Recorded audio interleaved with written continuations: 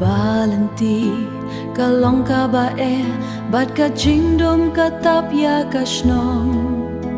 piwan kum uren nieng bas ngore bagdopia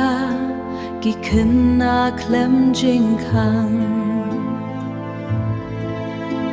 ka jingker do ka pen mong ya ka man sin han re ka ti jong pi ka pen ko uba reform unong pa jingker men uba I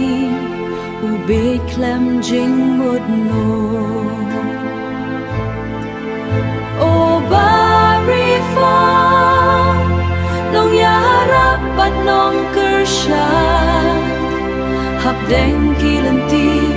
nang yai bat ki kena duk bat bakar do mano bala ban I ya ka jing snorit jong pi unong ai jing bam ubak dup it ya ki kena klem jing mud no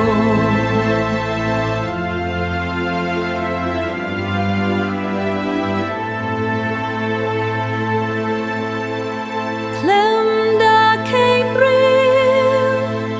klem da kei na pi kat ba ki la pha ka jing da wa kak ti jong pi ka long ka jing ker khu na ka banta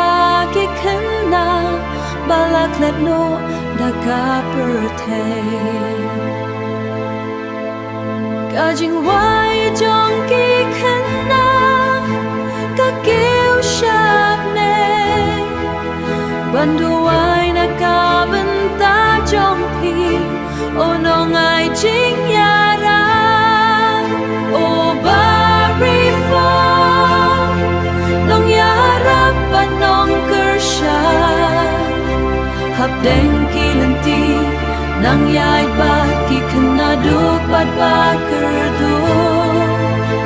ki khna klem jing mud no ka jing wai ka kan mau ka jing so